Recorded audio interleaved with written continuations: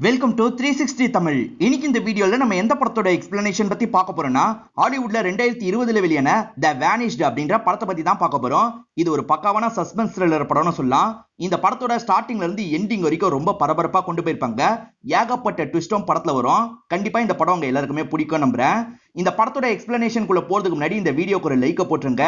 நீங்க போடுற லைக் மூலியமா இந்த வீடியோ இன்னும் நிறைய பேர்கிட்ட கொண்டு போய் சேர்க்கப்படும். இப்ப டைம் வேஸ்ட் பண்ணாம நம்ம நேரடியா படத்தோட ஃபுல் எக்ஸ்பிளனேஷனுக்குள்ள போயிடலாம். படத்தோட ஸ்டார்டிங் சீனே ஒரு காட்டு பகுதியை நமக்கு காட்டாங்க. ஒரு குற்றவாளி இருக்கான் பாத்தீங்களா, ஜெயிலை விட்டு தப்பிச்சு வேகமா ஓடிட்டு இருக்கான். போலீஸும் விட்டுறக்கூடாது அப்படின்ற மாதிரி அவனை வெறித்தனமா துரத்திட்டு இருக்காங்க. அவனை பிடிச்சாங்களா இல்லையான்றதை நமக்கு காட்டாமையே கட் பண்ணிடுறாங்க. இது நடந்துட்டு இருக்க காலம் 2018 தான். இப்போ ஒரு கேரவன்ல 2 பேர் சேர்ந்த மாதிரி வந்துட்டு இருக்காங்க. இவங்க 2 பேருமே ஹஸ்பண்ட் அண்ட் ஒய்ஃப் தான். ஹஸ்பண்ட் பேரு பாலு, ஒய்ஃப் பேரு வெண்டி அப்படின்றது. இவங்க 2 பேர் மட்டும் வரல, இவங்களோட 10 வயசு பொண்ணும் வந்துட்டு இருக்கா. இவளோட பேரு டெய்லர் அப்படின்றது. நம்ம ஜாலியா அந்த இடத்துக்கு போய் மீன் எல்லாம் பிடிக்கலாம் அப்படின்ற மாதிரி சொல்லிக்கிட்டே தான் வந்துட்டு இருக்காங்க. அப்பதான் ஒரு நபர் இருக்காரு பாத்தீங்களா, இவங்க வண்டியை நிறுத்தி பேச ஆரம்பிக்கிறாரு. இவர்கிட்ட என்ட்ரி போட்டு தான் இவங்க உள்ள போக முடியும். இந்த நபரோட பேரு ஜான் அப்படின்றது. ஜான் கிட்ட இவங்க என்ன சொல்றாங்கன்னா, பொண்ணு கூட தான் இந்த வாட்டி வந்திருக்கோம் அப்படின்ற மாதிரிலாம் சந்தோஷமா சொல்றாங்க. சரி என்ஜாய் பண்ணுங்க அப்படின்ற மாதிரி இவரும் அனுப்பிலாம் வைக்கிறாரு. பெரிய ஓபன் பிளேஸ், இவங்க ஜாலியா என்ஜாய் பண்றதுக்காக தான் வந்திருக்காங்க. இப்ப பொண்ணு இருக்கா பாத்தீங்களா, நான் நாய் கூட விளையாட போறேன் அப்படின்ற மாதிரி சொல்றா. சரி விளையாடு, ஆனா உள்ளே தான் இருக்கணும், எங்களை கேட்காம வெளியெல்லாம் வரக்கூடாது அப்படின்ற மாதிரி இவங்க 2 பேருமே சொல்றாங்க.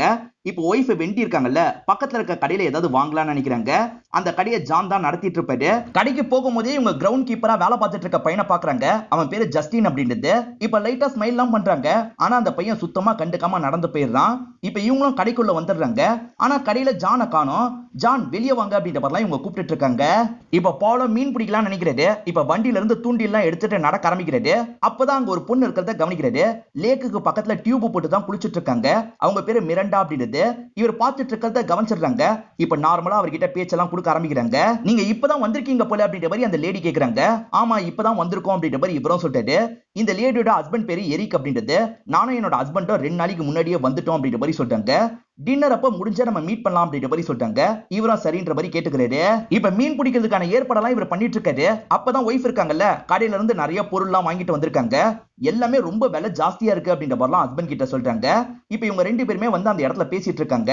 பொண்ணை சாப்பிடுறதுக்கு கூப்பிடலாம் அப்படின்ற மாதிரி இவங்க 2 பேருமே கூப்பிடுறாங்க. ஆனா பொண்ணு கிட்ட இருந்து பதிலே வர மாட்டேங்குது. ஒய்ஃபை போய் செக் பண்றாங்க. பொண்ணு உள்ள இருக்க மாதிரியே தெரியல. ஹஸ்பண்ட் கிட்ட எங்கன்னு கேக்குறாங்க. உள்ளதான் இருந்தா நல்லா பாரு அப்படின்ற மாதிரி சொல்றாரு. ஒய்ஃப் திரும்பி போய் செக் பண்ணி பாக்குறாங்க. ஆனா பொண்ணு இருக்க மாதிரியே தெரியல. நீங்களே வந்து பாருங்கன்னு சொல்றாங்க. இவரும் வந்து பாக்குறாரு. பொண்ணு இருக்கிறது தெரியல. இப்ப பொண்ணு எங்க போனா அப்படின்ற மாதிரி இவங்க 2 பேருமே சுத்தி முத்தி தேடி பாக்குறாங்க. எங்கேயுமே பொண்ணு கிடைக்க மாட்டா. இதனால செம்மையா பயந்துடுறாங்க. இப்பதான் இன்ஸ்பெக்டரும் இந்த இடத்துக்கு வந்து இறங்குறாரு. இப்ப அசிஸ்டன்ட் என்ன சொல்றாருன்னா, நம்ம ஒரு குற்றவாளியை துரத்தணும்ல சார், அந்த குற்றவாளி இந்த பகுதியில தான் ஓடி இருக்கான், இன்னும் கண்டுபிடிக்க முடியல அப்படின்ற மாதிரிலாம் சொல்றாரு. இது சம்பந்தமா 2 பேருமே பேசிட்டு வரதை இவங்க 2 பேர் நோட் பண்ணிடுறாங்க. எது குற்றவாளி இந்த இடத்துல இருக்கானா, ஒருவேளை குற்றவாளி எங்களோட பொண்ணை கடத்தி இருப்பானா அப்படின்ற மாதிரிலாம் கேட்டுட்டு இருக்காங்க. அவன் தப்பிச்சு ஓடிட்டு இருக்கும் போது நாங்க கன்னால ஷூட் பண்ணிட்டோம். அவன் காயப்பட்ட மாதிரி தான் இருந்திருப்பான். அதனால அவன் கண்டிப்பா பொண்ணை தூக்கி இருக்க வாய்ப்பு இல்ல. நாங்க சீக்கிரமே பொண்ணை கண்டுபிடிச்சிடறோம் அப்படின்ற மாதிரி சொல்லிட்டாரு. இப்ப பொண்ணு சம்பந்தப்பட்ட எல்லா டீட்டெயிலையும் கேட்டு வாங்கிடுறாரு. உங்களுக்கு யார் மேலேயே சந்தேகம் இருக்கா அப்படின்ற மாதிரி இன்ஸ்பெக்டர் கேக்குறாரு. அந்த பையன் ஒரு மாதிரி நடந்துக்கிட்டான்ல, அதனால இந்த லேடிக்கு லைட்டா ஜஸ்டின் மேல டவுட்டா இருக்கு. அந்த கிரவுண்ட் கீப்பர் ஜஸ்டின் மேல எனக்கு லைட்டா டவுட் இருக்கு அப்படின்ற மாதிரிலாம் சொல்லிட்டு இருக்காங்க.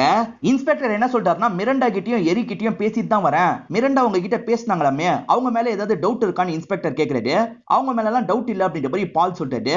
மிரண்டான்னு ஒரு பொண்ணை பார்த்தத பத்தியும் பேசினத பத்தியும் ஒய்ஃப் கிட்ட மறைச்சிருப்பாரு. இதெல்லாம் எதுக்காக மறைச்சிங்க அப்படின்ற மாதிரி இவங்களும் ஹஸ்பண்ட கவனிச்சிட்டு இருக்காங்க. இப்ப ஷெரீஃப் இருக்கார்ல, நீங்க கவலைப்படாதீங்க, சீக்கிரமே உங்க பொண்ணு எங்க இருக்கன்றதை கண்டுபிடிச்சிருவோம் அப்படின்ற மாதிரி இங்க இருந்து கிளம்ப ஆரம்பிக்கிறாரு. இப்ப இங்க இருக்க காட்டு பகுதியில ஒரு நபரை நமக்கு காட்டுறாங்க. அவரும் மண்ணெல்லாம் தோண்டிட்டு இருக்காரு. ஏன் எதுக்குன்னு தெரியல. ஷெரீஃப் என்ன சொல்லியிருப்பாருன்னா, நாங்க கண்டுபிடிச்சோன்னா வாக்கி டாக்கில உங்களுக்கு தகவலை பாஸ் பண்றோம்னு சொல்லியிருப்பாரு. இப்ப லேட் நைட் ஆயிருது, இன்னும் வாக்கி டாக்கில எந்த தகவலுமே உங்களுக்கு கிடைக்காம தான் இருக்கு. இப்ப ஒய்ஃபும் ஒரு ஸ்டேஜ்ல கடுப்பாயிடுறாங்க. இவங்களை நம்பி வேலைக்கு ஆகாது, நம்மளே போய் நம்ம பொண்ணை தேடுவோம் அப்படின்ற மாதிரிலாம் சொல்லிட்டு இருக்காங்க. நம்ம தேடிட்டு இருக்கிறத பார்த்தா தேவையில்லாம ஷெரீஃப் கோவப்படுவாரு அப்படின்ற மாதிரி சொல்லிட்டாரு. ப்ளீஸ் புரிஞ்சுக்கோங்க அப்படின்ற மாதிரி இவங்க சொல்றாங்க. சரி அவங்க தேடுற பக்கம் தேட வேணாம் அப்படின்ற மாதிரி இவர் சொல்றாரு. சரின்ற மாதிரி ஒய்ஃப் ஏத்துக்கிறாங்க. போலீஸுங்களாம் சேர்ந்து ஒரு பக்கத்துல தேடிட்டு இருக்காங்க. இவங்க இருக்காங்கல்ல, வேற ஒரு பக்கம் தேடிட்டு இருக்காங்க. இவங்க வந்துட்டு இருக்க இடத்துல நெருப்பு எரியறத கவனிக்கிறாங்க. இப்ப பக்கத்துல வந்து பார்க்கும்போது தான் அந்த இடத்துல ஒரு நபர் படுத்து இருக்கிறது இவங்களுக்கு தெரிய வருது. அவரோட கையில கட்டெல்லாம் போட்டிருக்காரு. அதே மாதிரி அவருக்கு பக்கத்துல ஒரு கன் வச்சிருக்காரு. சோ இவன் தான் போலீஸ் தேடுற குற்றவாளியா அப்படின்ற மாதிரி இவங்க 2 பேருமே யோசிக்கிறாங்க. ஹஸ்பண்டோ ஷெரீஃபை கூப்பிடலாம்னு சொல்லிட்டாரு. ஆனா ஒய்ஃப் இருக்காங்கல்ல, இவன் தான் நம்ம பொண்ணை கடத்தி வச்சிருக்க வாய்ப்பு இருக்கு, போலீஸ் கிட்ட போனா உண்மையை சொல்ல மாட்டான், நம்மளே விசாரிப்போம் அப்படின்ற மாதிரிலாம் சொல்லி பக்கத்துல வந்துட்டு இருக்காங்க. அவன் பக்கத்துல ஒரு கன் இருக்குல்ல, அவனுக்கு தெரியாம அந்த கன் எடுக்கிறாங்க. சட்டுன்னு அவனை கண் முழிச்சு அந்த கன்னை பிடிக்கிறதுக்காக வரான். அப்பதான் கன்னு ஷூட் ஆன மாதிரி போலீஸுங்களுக்கு எல்லாம் சவுண்ட் கேக்குது. இப்ப அந்த சவுண்ட் கேட்ட இடத்தை நோக்கி வேகமா எல்லாருமே கிளம்ப ஆரம்பிக்கிறாங்க. அப்படியே கட் பண்ணி இந்த இடத்தை காட்டுறாங்க. இவங்க தெரியாதனமா அந்த நபரை ஷூட் பண்ணிருக்காங்க. இப்ப பயத்துல இவங்க 2 பேருமே வேகமா கிளம்பிடுறாங்க. பொண்ணு காணாம போய் இது 2வது நாள் அப்படின்ற மாதிரி நமக்கு காட்டுறாங்க. இவங்க தெரியாதனமா அந்த நபரை கொலை பண்ணிடுறாங்க. அதை பத்தி போலீஸ் கிட்ட சொல்லாமா வேணாமா அப்படின்ற மாதிரி யோசிச்சுட்டு இருக்காங்க. இவங்க ஷூட் பண்ண கன்னியும் கையோட எடுத்துட்டு வந்திருக்காங்க. ஒய்ஃப் என்ன சொல்றாங்கன்னா, பேசாம அந்த விஷயத்த போலீஸ் கிட்ட சொல்லிடலாம்னு சொல்றாங்க. இல்ல நம்ம கொலை பண்ண மாதிரி தான் அவங்க எத்துப்பாங்க, அதனால இந்த விஷயத்த சொல்லாம இருக்கிறது தான் நல்லது அப்படின்ற மாதிரி ஹஸ்பண்ட் சொல்றாரு. ஷெரீஃபை உங்களை பார்த்து பேசுறதுக்காக கேரவனுக்கு வந்துடுறாரு. நைட்டு முழுக்க தேடிட்டோம், கண்டுபிடிக்க முடியலன்னு சொல்லிட்டாரு. இருங்க உங்களுக்கு காஃபி ரெடி பண்ணி தரேன் அப்படின்ற மாதிரி ஈரமும் ரெடி பண்றாரு. அப்பதான் ஒய்ஃபோட கேப் அங்க இருக்கிறத கவனிக்கிறாரு. அதுல இருக்க பிளட்ட பார்த்துட்டா பிரச்சனை அப்படின்ற மாதிரிலாம் யோசிச்சுட்டு இருக்காரு. இப்ப காஃபியை போட்டவர் தர மாதிரி தெரியாதனமா கொட்டி விட்டுறாரு. அந்த குழப்பம் நடக்குதுல்ல, இப்ப துடைக்கிற துணி மாதிரி அந்த கேப்பை யூஸ் பண்ணிடுறாரு. நல்ல வேலையா அதுல இருக்க பிளட்ட வந்து ஷெரீஃப் பார்த்துருக்க மாட்டாரு. இப்ப இவரும் கபோர்ட்ல போட்டு மூடி வச்சிடுறாரு. நார்மலா ஷெரீஃப் கிட்ட பேசிட்டு இருக்காரு. இப்பதான் ஒய்ஃபும் அந்த இடத்துக்கு வந்துடுறாங்க. ஷெரீஃபும் நைட் ஏதாவது கன் ஷாட் சவுண்ட் கேட்டுச்சா அப்படின்ற மாதிரி கேக்குறாரு. இவங்க 2 பேருமே கேட்கல அப்படின்ற மாதிரி சொல்லிட்டாங்க. ஷெரீஃப் என்ன சொல்றாருன்னா, ஒரு கேம்பர் கொலை செய்யப்பட்டிருக்காரு, யாரு கொலை பண்ணாங்கன்னு தெரியல அப்படின்ற மாதிரி சொல்லிட்டாரு. இது கேம்பரா அப்படின்ற மாதிரி கேக்குறாங்க. கேம்பிங்காக நிறைய பேர் வருவாங்க, அவங்கள ஒருத்தர் தான் கொலை செய்யப்பட்டிருக்காரு அப்படின்ற மாதிரி ஷெரீஃப் சொல்லிட்டாரு. அப்ப நம்ம குற்றவாளியை கொல்லல, ஒரு அப்பாவியை கொண்டிருக்கோம் அப்படின்ற மாதிரி இவங்க 2 பேருமே உள்ளுக்குள்ள யோசிக்கிறாங்க. இப்ப ஷெரீஃப் போனதுக்கு அப்புறம் ஈரின் அளவே ஆரம்பிச்சிடுறாங்க. நம்ம பேசாம ஷெரீஃப் கிட்ட சொல்லிடுவோம் அப்படின்ற மாதிரி சொல்றாங்க. இதுக்கப்புறம்லாம் சொல்ல வேணாம் அப்படின்ற மாதிரி ஹஸ்பண்டோ சமாதானப்படுத்துறாரு. இவங்க 2 பேர் பேசிட்டு இருக்கும் போது கரெக்டா அந்த வழியா ஜஸ்டின் வரான். இப்ப வந்தவன் ஈரின் கிட்ட பேச ஆரம்பிக்கிறான். அன்னைக்கு உங்ககிட்ட ரூடா நந்துக்கணும்ன்றதுக்காக நான் அப்படி நந்துக்கல, வேலை இருந்தது அதனால தான் அப்படி போனேன் அப்படின்ற மாதிரிலாம் சொல்லிட்டு இருக்கான். உங்க பொண்ணு காணாம போனதை பத்தி கேள்விப்பட்டேன், 10 வயசு பொண்ணு, உங்க மனசு எவ்வளவு கஷ்டப்படும்னு எனக்கு புரியுது அப்படின்ற மாதிரி சொல்றான். இதை கேட்கிற இவங்க டென்ஷன் ஆயிடுறாங்க. 10 வயசுன்னு உனக்கு எப்படி தெரியும்னு கேக்குறாங்க. நேத்து போலீஸ் என்கிட்ட விசாரணை பண்ணாரு, அவர் தான் 10 வயசுன்ற மாதிரி சொன்னாரு அப்படின்ற மாதிரி சொல்றான். எனக்கு நிறைய வேலை இருக்கு, நான் பார்க்கணுன்ற மாதிரி வேகமா வண்டி எடுத்துட்டு கிளம்பிடுறான். இவன் இந்த மாதிரி பேசினதை தள்ளி இருந்து ஜானும் நோட் பண்ணிட்டு இருக்காரு. மீடியா கிட்ட இந்த விஷயத்த கொண்டு போனோம், அதனால நீங்க ஸ்டேஷனுக்கு வர மாதிரி இருக்கும் அப்படின்ற மாதிரி ஷெரீஃப் சொல்லியிருப்பாரு. இவங்க 2 பேருமே ஸ்டேஷனுக்கு வந்துடுறாங்க. ஷெரீஃபும் ஆட்களும் அங்க இருக்காங்கல்ல, நீங்க தேடாம இங்க என்ன பண்ணிட்டு இருக்கீங்க அப்படின்ற மாதிரிலாம் இவங்க கேக்குறாங்க. இன்னும் கொஞ்ச நேரம் கழிச்சு தேடுறதுக்கு போவோம், நம்ம முதல்ல மீடியா கிட்ட இந்த விஷயத்த பேசிடுவோம் அப்படின்ற மாதிரி சொல்லிட்டாரு. இப்ப மீடியாவெல்லாம் வர வச்சிடுறாங்க. இந்த மாதிரி 10 வயசு பொண்ணு காணாம போயிருக்கா, நாங்க சீக்கிரமா தேடி கண்டுபிடிச்சிருவோம் அப்படின்ற மாதிரி இவரும் சொல்றாரு. இந்த மாதிரி ஒரு பொண்ணு மிஸ் ஆயிருக்கா அப்படின்ற மாதிரி எல்லா இடத்துலயும் போஸ்டர் எல்லாம் ஒட்டியிருக்காங்க. இந்த பாலை பொறுத்த வரைக்கும் ஒரு தம்பி இருக்காரு, பேரு ஜெஃப் அப்படின்றது. அந்த ஜெஃபை இவரால ரீச்சே பண்ண முடியல.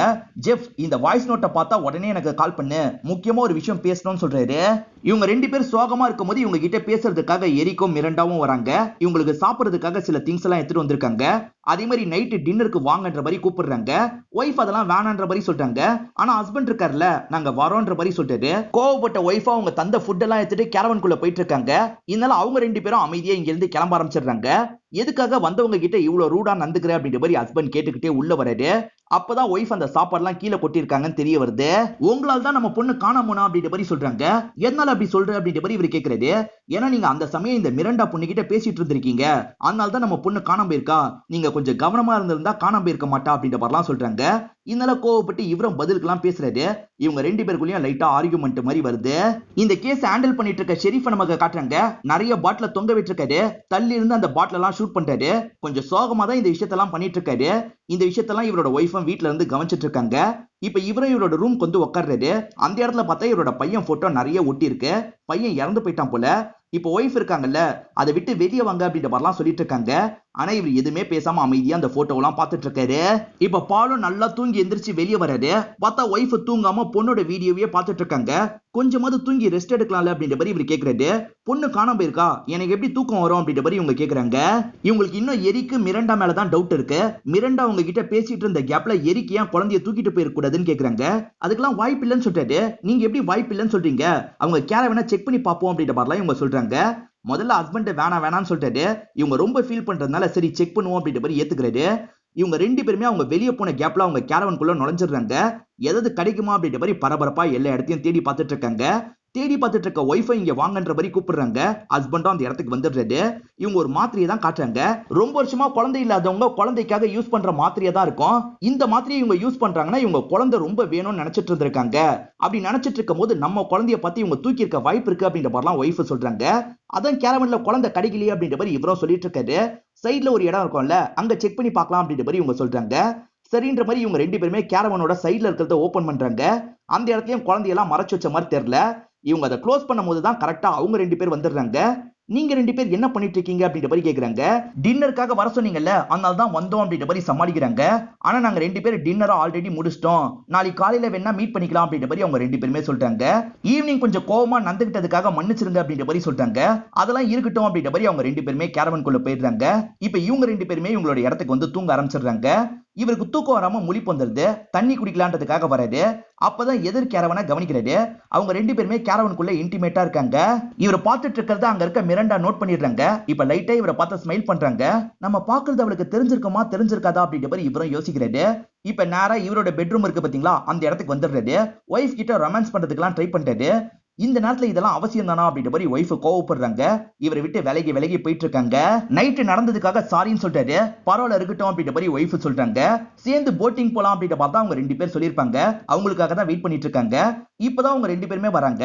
அப்படி வரும்போது மிரண்டா இருக்காங்கல்ல, பாலை பார்த்து லைட்டா ஸ்மைல் பண்றாங்க. சோ நம்ம பார்த்ததை இவ பார்த்திருக்கா அப்படின்றத இவர் புரிஞ்சுக்கிறாரு. இப்ப இவங்க நாலு பேருமே சேர்ந்த மாதிரி போட்ல டிராவல்லாம் பண்ண ஆரம்பிக்கிறாங்க. இவங்க ஜாலிக்காகலாம் போட்ல டிராவல் பண்ணல, பொண்ணை தேடுறதுக்காக தான் இவங்க இந்த மாதிரி போட்ல டிராவல் பண்ணிட்டு இருக்காங்க. பைனாகுலரை வச்சு ஹீரோவும் ஒவ்வொரு இடமா பார்த்துக்கிட்டே வராரு. அப்பதான் ஏதோ தண்ணியில மிதந்து வந்துட்டு இருக்கிறத இவர் கவனிக்கிறாரு. இத பத்திலாம் இங்க இருக்க எரி கிட்ட சொல்றாரு. எரிக்கும் பைனாகுலரை வாங்கி பாக்குறாரு. பார்த்தவர் அது வெறும் வேஸ்ட் தான் அப்படின்ற மாதிரி சொல்றாரு. ஒருவேளை என்னோட பொண்ணா இருந்துட்டா என்ன பண்றது, அங்க போலான்ற மாதிரி ஈரின்னு சொல்லிட்டு இருக்காங்க. அது வேஸ்ட் தான், நான் சொல்றதை கேளுங்க அப்படின்ற மாதிரி எரிக்கு சொல்றாரு. இப்ப மிரண்டா இருக்காங்கல்ல, அவங்களுக்காக போவோன்ற மாதிரி சொல்றாங்க.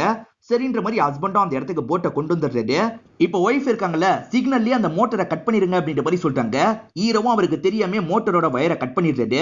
இப்ப அந்த இடத்துல பார்த்தா உண்மையிலேயே வேஸ்ட் தான் இருந்திருக்கும். நான் தான் முன்னாடியே சொன்னல அப்படின்ற மாதிரி எரிக்க சொல்றாரு. அது எப்படி அது குப்பன்னு உறுதியா சொன்னீங்க அப்படின்ற மாதிரி ஈரின்னு கேக்குறாங்க.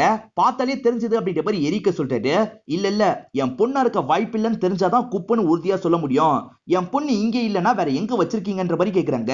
நீங்க என்ன பேசிட்டு இருக்கீங்க அப்படின்ற மாதிரி எரிக்கும் இந்த இடத்துல ஷாக் ஆகுறாரு. எங்க பொண்ணை நீங்க தான் கடத்திருக்கீங்கன்னு நாங்க சந்தேகப்படுறோம்னு சொல்றாங்க. நாங்க எதுக்காக உங்களோட குழந்தைய கடத்த போறோம் அப்படின்ற மாதிரி இவங்க ரெண்டு பேருமே கேக்குறாங்க. 5 வருஷமா உங்களுக்கு குழந்தை இல்லைன்னு சொன்னீங்கல்ல, அதுக்காக கடத்தி இருக்க வாய்ப்பு இருக்கு அப்படின்ற மாதிரி இவங்களும் சொல்லிட்டு இருக்காங்க. ஆனா ஹஸ்பண்ட் டென்ஷன் ஆயிடுறாரு. இப்ப வண்டியை துடுப்பு போட்டாது எடுக்கணும் அப்படின்ற மாதிரி துடுப்பு போட ஆரம்பிக்கிறாரு. அதுக்குள்ள ஈரின் இருக்காங்கல்ல, அவங்க மறைச்சு வச்சிருக்க கன் எடுத்து காமிச்சு இவரை மிரட்ட ஆரம்பிக்கிறாங்க.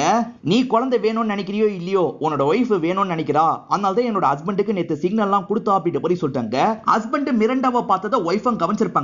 இப்பதான் ஹஸ்பண்டுக்கே அந்த விஷயம் தெரியுது. இது எதுவுமே எரிக்கு புரிய மாட்டேங்குது. வேகமா அவங்க கிட்ட இருந்து கன்னை புடுங்கிறதுக்காக வராரு. அவங்க சட்டுன்னு ஷூட் பண்ணிடுறாங்க. இப்ப போட்டெல்லாம் கவுந்து இவங்க எல்லாருமே மாத்தி மாத்தி சண்டெல்லாம் போட்டுக்கிறாங்க. அந்த சண்டெல்லாம் முடிஞ்சு 2 பேர் மட்டும் தான் மேல வராங்க. நம்ம ஹீரோவும் ஹீரோயினும் மட்டும் தான் மேல வராங்க. மீதி 2 பேருமே இறந்து போயிருப்பாங்க. அவங்க பாடியும் அடிச்சுட்டு போயிருது. இப்ப இவங்க 2 பேர் போட்டெல்லாம் திருப்பி கரைக்கு வந்துடுறாங்க. நடந்த எதை பத்தியுமே போலீஸ் கிட்ட சொல்ல மாட்டாங்க. ஹீரோவும் ஹீரோயினும் சொல்ற எல்லா விஷயமும் உண்மையானதா கிராஸ் செக் பண்ண சொல்லி இன்ஸ்பெக்டர் சொல்லியிருப்பாரு. அசிஸ்டன்ட் இருக்கார்ல, அங்க இருக்கவங்களுக்கு தகவலை பாஸ் பண்ணி தகவலை வாங்கியிருப்பாரு. அவங்க சொல்ற எல்லாமே உண்மைதான் சொல்றாரு. இப்ப ஷெரீஃப் இருக்கார்ல, இவங்க 2 பேர்கிட்ட பேசுறதுக்காக திரும்பி கேரவனுக்குள்ள வந்துடுறாரு. குழந்தை காணாம போய் 3 நாள் ஆகுதுல, அதனால கிரீஃப் கவுன்சிலரை ஏற்பாடு பண்ணவா அப்படின்ற மாதிரி ஷெரீஃப் கேக்குறாரு. கிரீஃப் கவுன்சிலரோட வேலை என்னன்னு பாத்தீங்கன்னா, குழந்தை கிடைக்கலனால நீங்க கவலைப்படாதீங்க, லைஃப்ல மூவ் ஆன் பண்ணுங்க அப்படின்ற மாதிரிலாம் சொல்லுவாரு. அதுக்காக தான் ஷெரீஃப் இவங்க கிட்ட சொல்லிட்டு இருக்காரு. ஆனா இவங்க பயங்கரமா டென்ஷன் ஆயிடுறாங்க. எங்க பொண்ணு செத்தா போயிட்டா, காணாம தானே போயிருக்கா, நீங்க சீக்கிரமா கண்டுபிடிச்சு தாங்கன்ற மாதிரிலாம் கோவப்படுறாங்க. இப்ப ஷெரீஃப் அவங்க 2 பேர்கிட்ட விசாரிக்கலாம்னு பாக்குறாரு. பார்த்தா அவங்க 2 பேருமே அவங்க கேரவன்ல இல்லன்னு தெரிய வருது. சரி கேரவனை செக் பண்ணி பார்ப்போம் அப்படின்ற மாதிரி இவரும் ஒவ்வொரு இடமா செக் பண்ணி பார்த்துட்டு இருக்காரு. அப்பதான் அவங்க பார்த்த டேப்லெட்டை இவரும் கவனிச்சிட்டு இருக்காரு. இந்த சமயம் தான் அசிஸ்டன்ட்டும் வெளியே வாங்கன்ற மாதிரி கூப்பிடுறாரு. கரையில அடிச்சுட்டு வந்து ஒரு பாடி தான் இவங்களுக்கு கிடைச்சிருக்கும். யாரோட பாடி அப்படின்ற மாதிரி ஹீரோவும் ஹீரோயினும் சேர்ந்த மாதிரி பாக்குறதுக்காக வராங்க. பார்த்தா அந்த இடத்துல எரிக்கோட பாடி மட்டும் தான் கிடைச்சிருக்கு. மிரண்டாவோட பாடி இன்னும் கிடைக்கல அப்படின்றத இவங்களும் புரிஞ்சுக்கிறாங்க. எரிக்கையும் மிரண்டாவையும் இவங்க தான் கொன்னாங்க அப்படின்றதுலாம் இன்ஸ்பெக்டருக்கு தெரியாது. இப்ப இன்ஸ்பெக்டர் இருக்காரு பாத்தீங்களா, ஒரு செயினை காமிச்சு இது உங்களுக்கு தெரியுமா அப்படின்ற மாதிரி கேக்குறாரு. இது எங்க பொண்ணு போட்டிருந்த செயின் அப்படின்ற மாதிரி ஹீரோயின் வேகமா வாங்கிடுறாங்க. எரிக்கோட கேரவன்ல தான் இது எங்களுக்கு கிடைச்சது. அவங்க 2 பேரும் உங்களோட பொண்ணு கடத்தல்ல இன்வால்வ் ஆயிருக்க வாய்ப்பு இருக்கு. இன்னும் மிரண்டா கிடைக்காம இருக்காங்கல்ல, கண்டுபிடிச்சிடுறோம் அப்படின்ற மாதிரிலாம் ஷெரீஃப் சொல்லிட்டு இருக்காரு. அதே சமயம் அவரோட பையனை பத்தி சொல்லிட்டாரு. அவரோட பையனை பொறுத்த வரைக்கும் ட்ரக் அடிக்டா மாறி இருப்பாரு. அதோட தாக்கத்தினால தான் இறந்து போயிருப்பாரு. பசங்களை இழந்துட்டா எவ்வளவு கஷ்டமா இருக்கும்ன்றது எனக்கும் நல்லா தெரியும். நீங்க கவலைப்படாதீங்க, அந்த கஷ்டத்தை உங்களுக்கு தரமாட்டேன் அப்படின்ற மாதிரிலாம் ஃபீலிங்கா கிளம்புறாரு. மிரண்டா இறந்து போயிட்டா நமக்கு தான் தெரியும், அது தெரியாம இவங்க தேடி டைமை வேஸ்ட் பண்ண போறாங்க, நம்ம நடந்த விஷயத்தெல்லாம் சொல்லிடலாம்னு ஒய்ஃப் சொல்றாங்க. எது நடந்த விஷயத்த சொல்ல போறியா? 2 பேரை கொன்னதுக்காக நம்ம 2 பேரையும் உள்ள வச்சிருவாங்க, அதனால சொல்ல வேணாம் அப்படின்ற மாதிரிலாம் டென்ஷனா வருது. இவங்க 2 பேருக்குள்ளயும் ஆர்குமெண்ட் வருது. கோவத்துல இவரும் வேகமா ரூம்க்கு வந்து படுத்துறாரு. போலீஸ் தேடிட்டு இருக்காங்க பாத்தீங்களா? இந்த விஷயத்தெல்லாம் ஜான் கடையில இருந்து ஜஸ்டினா கவனிச்சிட்டு இருக்கான். ஜஸ்டினை பொறுத்த வரைக்கும் யாருமே கிடையாது, ஜான் தான் கார்டியன் மாதிரி இருப்பாரு. இவனுக்கான வேலை வாய்ப்பு எல்லாத்தையும் இவர் தான் ஏற்பாடுலாம் பண்ணி தந்திருப்பாரு. என்ன பாக்குற அப்படின்ற மாதிரி இவன் கிட்ட கேக்குறாரு. இவனும் நீங்க தான் இந்த விஷயத்த பண்ணீங்களா, நீங்க தான் அந்த பொண்ணை கடத்தி இருந்தீங்கன்னா ப்ளீஸ் அந்த பேரண்ட்ஸ் கிட்ட ஒப்படைச்சிருங்க அப்படின்ற மாதிரிலாம் சொல்லிட்டு இருக்கான். என்ன பேசிட்டு இருக்க அப்படின்ற மாதிரி ஜான் பயங்கரமா டென்ஷன் ஆயிடுறாரு. உனக்கு இந்த வாழ்க்கையை செட் பண்ணி கொடுத்தது நானு, என்கிட்டயே இப்படிலாம் பேசுவியா அப்படின்ற மாதிரி சொல்லிட்டு இருக்காரு. நீங்க எப்படிப்பட்ட ஆளுன்னு எனக்கு தான் தெரியும், அதனால தான் உங்ககிட்ட கேட்கறேன்னு சொல்றான். கோவப்பட்ட ஜானா பலார்னு கணத்திலே அரைஞ்சிடுறாரு. நான் இந்த விஷயத்த பண்ணல, தேவையில்லாம இந்த மாதிரி உளறிட்டுலாம் இருக்காது அப்படின்ற மாதிரி வேகமா கடைக்குள்ள போயிடுறாரு. ஜானை பத்தி இவனுக்கு என்ன தெரியும்ன்றது நமக்கு தெரியல. இப்ப ஹஸ்பண்ட் இருக்காரு பாத்தீங்களா, நைட்டுக்காக டின்னர்லாம் ரெடி பண்ணிடுறாரு. எவ்வளவு நேரம் இப்படியே உட்காந்து இருக்க போற, சாப்பிடுறதுக்காக வா, இன்னைக்கு நைட்டு நம்ம படம் கூட பார்க்கலாம் அப்படின்ற மாதிரிலாம் சொல்லிட்டாரு. இதெல்லாம் கேட்கிற ஒய்ஃப் பயங்கரமா டென்ஷன் ஆயிடுறாங்க. இப்ப கேரவனை விட்டு வெளியே வந்துடுறாங்க. பக்கத்துல தானே ஜானோட ஷாப் இருக்கு, அந்த ஷாப்ல போய் ஏதாவது வாங்கலாம் அப்படின்ற மாதிரி தான் இவங்க வந்திருக்காங்க. ஆனா இப்பயுமே ஜானு கடையில இல்ல. இவங்களே அங்க இருக்க ஒரு சாக்லேட்டை எடுத்து சாப்பிடலாம் ஆரம்பிக்கிறாங்க. அதே மாதிரி அங்க இருக்க சீடி எல்லாம் பார்த்துட்டு இருக்காங்க. அப்பதான் ஒரு ரூம்ல இருந்து சவுண்ட் கேக்குது. என்ன ரூம்ல இருந்து சவுண்ட் கேக்குதுன்னு யோசிக்கிறாங்க. இப்ப பொறுமையா அந்த ரூமை நோக்கி போக ஆரம்பிக்கிறாங்க. அப்பன்னு பார்த்து ஜானு கதவை திறந்து வந்துடுறாரு. வந்தவரு வேகமா கதவை சாத்துறாரு. என்ன விஷயம் அப்படின்ற மாதிரிலாம் கேக்குறாரு. இதை நான் எடுத்துக்கிறேன், இந்தாங்க காசு அப்படின்ற மாதிரி இவங்க காசெல்லாம் தந்துடுறாங்க. இவங்க போயிட்டாங்கன்னு தெரிஞ்சோன்னா சாவியை ஒரு இடத்துல இருந்து ஜான் எடுக்கிறாரு. அதுக்கப்புறம் திரும்பி கதவை திறந்து அந்த ரூம்குள்ள கிளம்பிடுறாரு. ஆனா இவங்க போயிருக்க மாட்டாங்க, மறைஞ்சிருந்து இந்த விஷயத்தெல்லாம் கவனிக்கிறாங்க. ஓஹோ, இந்த ரூமோட சாவி இங்கதான் இருக்கான்னு கவனிச்சுக்கிறாங்க. ஈரின் கவனிச்சுட்டு கிளம்புறாங்கல்ல, இந்த விஷயத்தெல்லாம் ஜஸ்டினும் கவனிக்கிற மாதிரி நமக்கு காட்டுறாங்க. இப்ப திரும்பி ஈரின் கேரவனுக்குள்ள வந்துடுறாங்க. இந்த 2 படத்தை பார்க்கலாம் அப்படின்ற மாதிரி சொல்றாங்க. பரவாயில்ல, இப்பயாவது உன்னோட மனசு மாறுச்சு அப்படின்ற மாதிரி ஹஸ்பண்ட் சொல்லிட்டாரு. ஆனா அவங்க 2 படமும் பொண்ணுக்கு பிடிச்ச படத்தை தான் எடுத்துட்டு வந்திருப்பாங்க. இது 2 தான் நம்ம பொண்ணுக்கு ரொம்ப பிடிச்ச படம், அதை பார்க்கும் போதாவது நம்ம பொண்ணோட ஞாபகம் வருதான்னு பாக்குறேன் அப்படின்ற மாதிரிலாம் இவர்கிட்ட கோவப்படுறாங்க. இவரும் பதிலுக்கு இவங்க கிட்ட கோவப்படுறாரு. இவங்க 2 பேருமே மாத்தி மாத்தி இந்த இடத்துல சண்டைலாம் போட்டுக்கிறாங்க. இதுக்கப்புறமும் ஒய்ஃப் பேசுறத காதுல வாங்க கூடாதுன்ற மாதிரி இவர் தூக்க மாத்திரை போட்டுறாரு. அதே மாதிரி அவங்க சவுண்ட் கேட்காத மாதிரி காதெல்லாம் மூடிக்கிறாரு. ஒய்ஃபும் சோகமா உட்காந்து இருக்காங்க. அப்பதான் அந்த பையன் இருக்கான் பாத்தீங்களா, இவங்க கிட்ட பேசுறதுக்காக வந்திருக்கான். நீங்க கவலைப்படாதீங்க, சீக்கிரமா உங்க பொண்ணு கிடைச்சிருவா அப்படின்ற மாதிரி ஆறுதல் சொல்ற மாதிரி பேசிட்டு இருக்கான். இந்தாங்க இந்த சாக்லேட் சாப்பிடுங்க அப்படின்ற மாதிரி கையில தந்துட்டு கிளம்புறான். கடையில இவங்க சாப்பிட்ட சாக்லேட்டை தான் கையில தரான். இவனா வந்து எதுக்காக பேசுறான்னு இவங்களுக்கு டவுட் வருது. இந்த பையனும் ஒரு கேரவன்ல தான் இருப்பான். அந்த கேரவன்ல பாக்கலான்ற மாதிரி இவங்களும் வந்து பாக்குறாங்க. பார்த்தா இந்த பையன் அந்த கேரம்ல வச்சு நிறைய ட்ரக் எல்லாம் எடுத்துட்டு இருக்கான். யாரோ நம்மள பாக்குறாங்கன்னு அவனுக்கு உணர்வு வந்துருது. வேகமா கண்ணாடிக்கு பக்கத்துல வந்து செக் பண்றான். அதுக்குள்ள இவங்க பயந்த மாதிரி ஒரு இடத்துல ஒளிஞ்சுப்பாங்க. நல்ல வேலையா அவன் கண்ணில் படாம இவங்க இங்க இருந்து கிளம்ப ஆரம்பிக்கிறாங்க. இப்பதான் ஈரவும் கண் முழிக்கிறாரு. தலை பயங்கரமா வலிக்குது.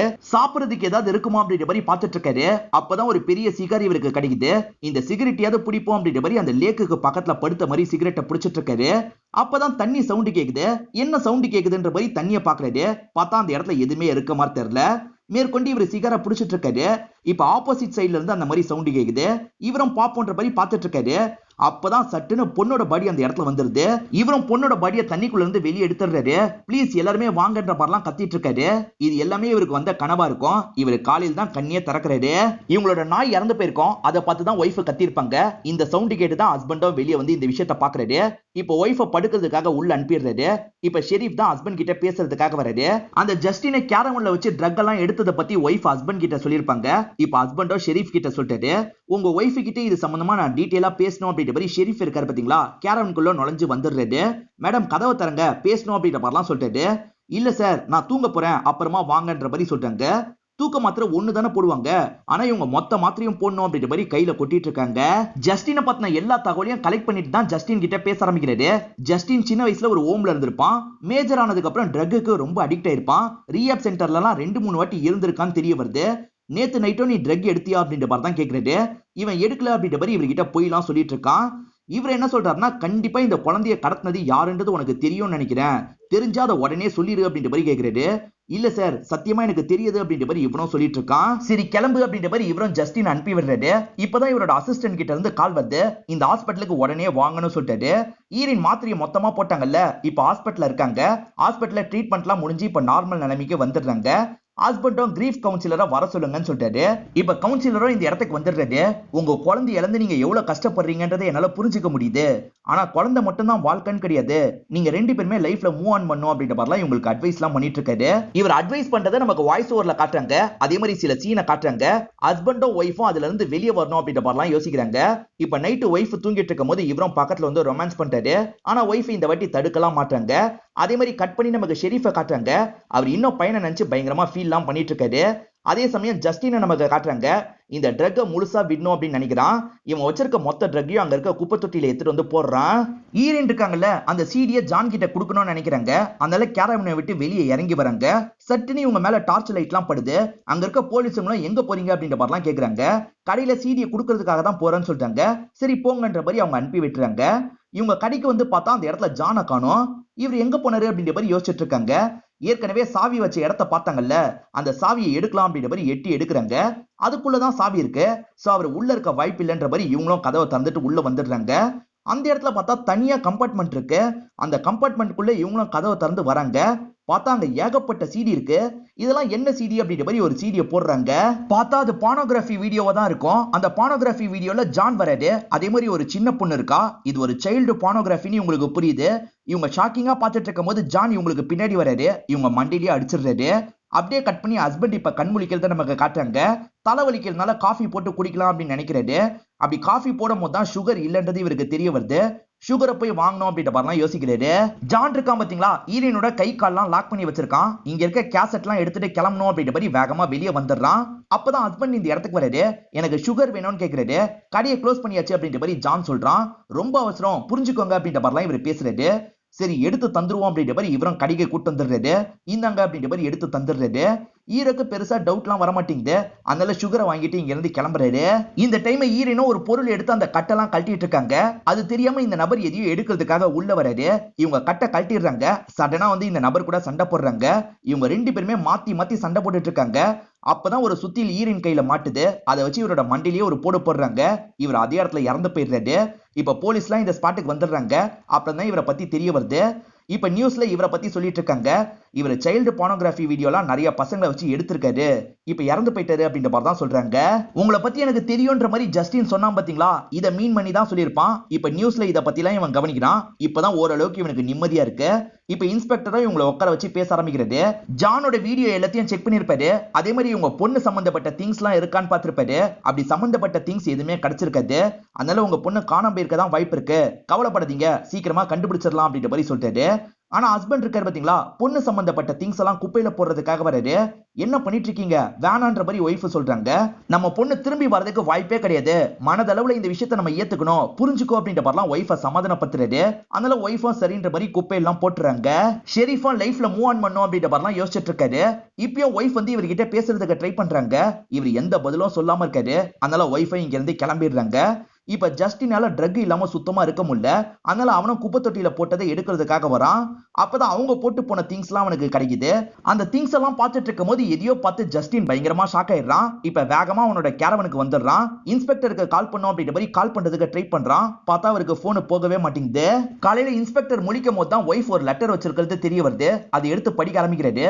இதுக்கப்புறமா என்னால இங்க இருக்க முடியாது, தயவு செஞ்சு என்ன தேடாதீங்க அப்படின்ற மாதிரி தான் எழுதி வச்சிருக்காங்க. இதை பார்த்தோன்னே இவரும் ஒய்ஃப்க்கு கால் பண்ணணும்னு நினைக்கிறாரு. அப்பதான் சார்ஜ் இல்லாம போன் ஆஃப்ல இருக்கிறது தெரியுது. இவரும் சார்ஜ் எல்லாம் போட்டுறாரு. ஆக்சுவலா இவர் லைஃப்ல மூவ் ஆன் பண்ணி ஒய்ஃப் கிட்ட பேசணும்னு நினைச்சிருப்பாரு. ஒய்ஃபுக்காக இவர் டீ போடுற மிஷின்லாம் ரெடி பண்ணி வச்சிருப்பாரு. அதுக்குள்ள இப்படி ஆயிடுச்சு அப்படின்ற மாதிரி லைட்டா ஃபீல் பண்ணிட்டு இருக்காரு. இந்த கேஸ் சம்பந்தமா விசாரிக்கிறதுனால கேஸ் சம்பந்தப்பட்ட போட்டோ எல்லாம் இங்கதான் இருக்கும். அதுல ஒரு பர்டிகுலர் போட்டோவை பாக்குறாரு. அந்த போட்டோல ஹீரோவும் ஹீரோயினும் இருக்காங்க. ஹீரோயின் பிரெக்னன்ட்டா இருக்காங்க. அதே மாதிரி பின்னாடி ட்வின் டவர் இருக்கு. இந்த விஷயத்தெல்லாம் கவனிக்கிறவர் பயங்கரமா ஷாக் ஆயிடுறாரு. இப்ப அசிஸ்டன்ட்க்கு கால் பண்ணி பேசுறாரு. பேக்ரவுண்ட் செக் நல்லா பண்ணியான்னு கேக்குறாரு. நல்லா பண்ணிட்டேன், அவங்க ரெண்டு பேர் பேர்லயும் கேஸ் இல்ல அப்படின்ற மாதிரிலாம் அசிஸ்டன்ட் சொல்லிட்டாரு. சரி பொண்ணை பத்தி நல்லா விசாரிச்சியா அப்படின்னு கேக்குறாரு. அவ 10 வயசு பொண்ணு தானே, அவளை பத்தி விசாரிக்க என்ன இருக்குன்னு கேக்குறாரு. இப்பதான் இன்ஸ்பெக்டரும் கண்டுபிடிச்ச விஷயத்த சொல்றாரு. ட்வின் டவர் 2001ல அட்டாக் செய்யப்பட்டது. ஆனா ட்வின் டவருக்கு பக்கத்துல இவங்க பிரெக்னன்ட்டா இருக்க மாதிரி போட்டோ இருக்கு. அப்படி பார்த்தா உங்களுக்கு 17 வயசுல ஒரு பொண்ணு இருந்திருக்கணும். எப்படி 10 வயசுல பொண்ணு இருந்திருக்க வாய்ப்பு இருக்கு அப்படின்ற மாதிரி கேக்குறாரு. இப்பதான் அசிஸ்டன்ட்டும் ஷாக் ஆயிடுறது. நான் உடனே செக் பண்றேன்னு சொல்லிட்டாரு. இப்பதான் கஷ்டப்பட்டு பாலோட தம்பியை ரீச் பண்ணிடுறாங்க. தம்பி தான் சில விஷயங்களை சொல்ல ஆரம்பிக்கிறாரு. ஆக்சுவலா 7 வருஷத்துக்கு முன்னாடியே அவங்களோட பொண்ணு இறந்து போயிருப்பாங்க.